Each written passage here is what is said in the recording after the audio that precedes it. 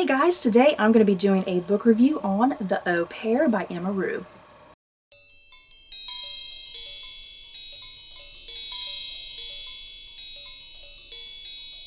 In The Au Pair by Emma Rous, Seraphine Mays is mourning the recent death of her father. It causes her to remember what happened on the day of the birth of her and her twin brother. When the twins were born, their mother jumped from the cliffs and their au pair disappeared without explanation. While going through her father's belongings, Seraphine discovers a photograph taken on the day of her birth, showing her mother and father, but only one baby. Which twin is it, and why only one child? Seraphine realizes that the former au pair has all the answers, and she is desperate to unravel the mystery behind her mother's death, even if it means unsettling family secrets will be revealed.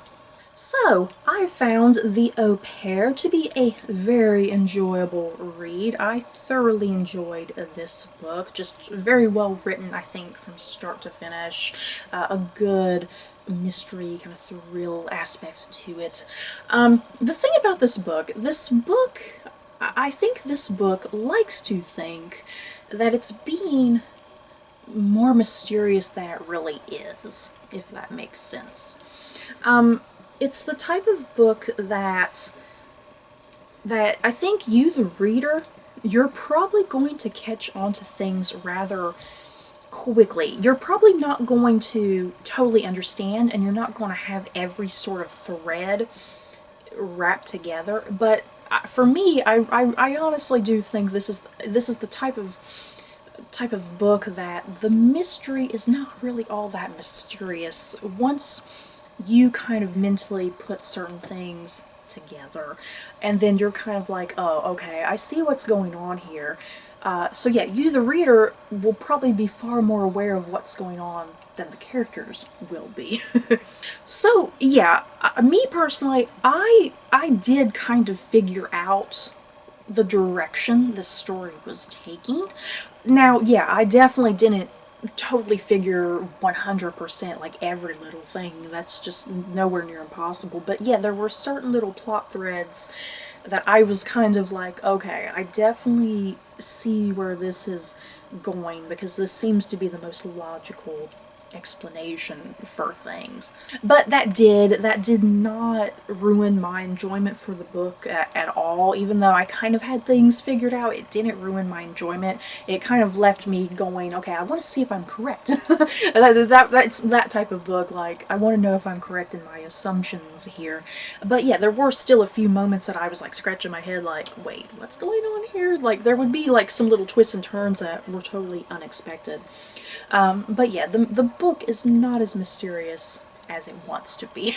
And yeah, be warned, you guys, this book, it's gonna feel like a soap opera. And I do mean that in the best possible way. I don't mean that in a negative way, because soap operas can kind of be like a good guilty pleasure, if you know what I mean.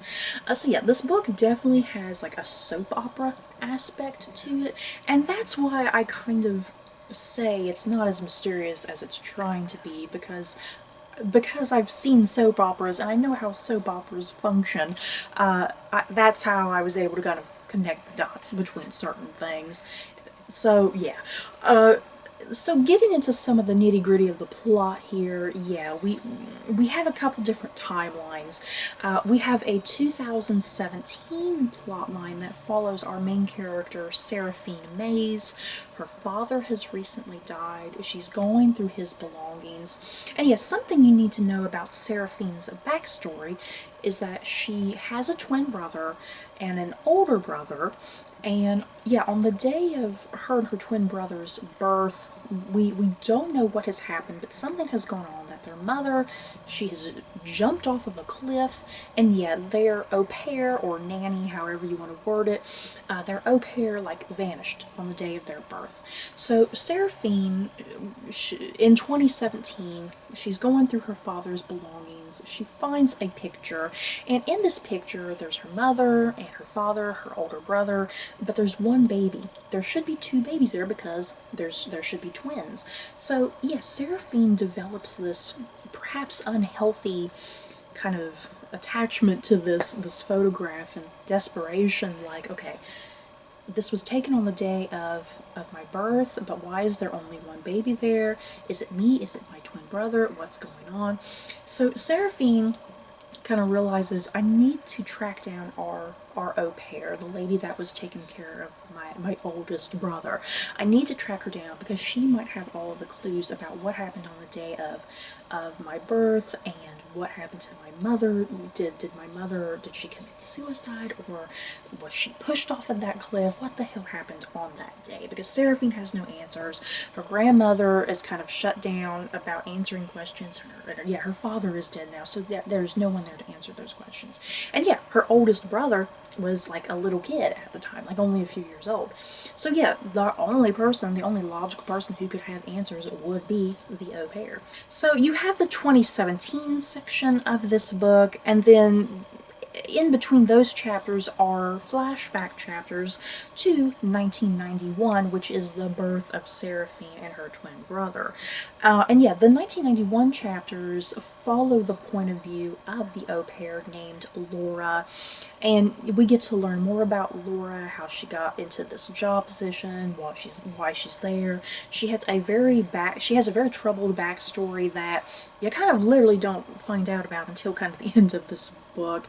And yeah, Laura is there witnessing a lot of the behind the scenes things going on with the family that she's au pairing for. Yeah, she's taking care of the oldest brother, waiting for the twins to be born, and yes, she develops a crush on somebody in the household. I won't say who because that's a spoiler, but it is a big plot point that she develops a crush on somebody that she probably shouldn't be having a crush on. And yeah, once again, that's why I was saying this book turns into a gigantic soap opera. Everybody is like in love with like practically everybody. There's a lot of miscommunication going on. There's a lot of confusion. But yeah, this provides for, the twists and turns and the big reveals that are presented at the end of this book. It is because of all of this miscommunication, and yeah, certain people being in love with whoever, and others, that they're in love with somebody, but that other person does not reciprocate that love or whatever, It's very complex and confusing soap opera, So yeah, overall, I really enjoyed this book. Even though I kind of figured out fairly early on what was going on, it didn't ruin my enjoyment. I found the book to be very well paced. I personally was never bored. I felt like there was kind of always something going on at any given time. There were enough kind of mysteries that were leaving me hanging like, ooh, what's really going on here? I can't wait to find out what's going on here. And yeah, I believe this is a debut novel by Emma Rous, if I'm not mistaken. This is a debut novel. I think a very well done debut novel from her. Very impressive. I think there's a lot of potential there for her. Yeah, because this is a debut novel, I think in some ways that's why this book does come across as predictable. So yeah, until Emma Rous, really develops her own talent, really develops her own writing, she could produce a very, very well-crafted novel at some point in her career, in her future, I think, once she really develops herself as a writer. But yeah, so far, a very impressive start to her career, I think. So yeah, I definitely recommend this book if you like good mystery thrillers, if you like complex family dramas, yeah, love quadrangles. I think it might be more than a love quadrangle, yeah, guys. I feel like every damn character is involved in this love octagon or something. I don't even know. I can't even remember. But yeah, it's all crazy. If you love big, huge romances and within families, and not incest though, you guys, not incest, but if you like that, if you like family drama, family angst, family mysteries, big estates, family estates, this is probably going to be right up your alley. Yeah, also anything having to do with identity. This book is very heavy on identity and what it means to be who you are, and sometimes your identity, it doesn't come from your blood family, your identity can come from others around you, and yeah, family doesn't have to be blood, it can be anybody. So, yeah guys, that is it for this book review of The Au Pair by Emma Rous. I hope I'm pronouncing her name correctly. Is it Emma Rous or Emma Rous? I'm not quite sure. Either way, you guys, have you guys read The Au Pair? Did you like it? Did you hate it? That's okay. Just let me know your thoughts down below. So, that's it for this video. Don't forget to like, comment, and subscribe. And if you like this video, you may like these other videos. Bye guys.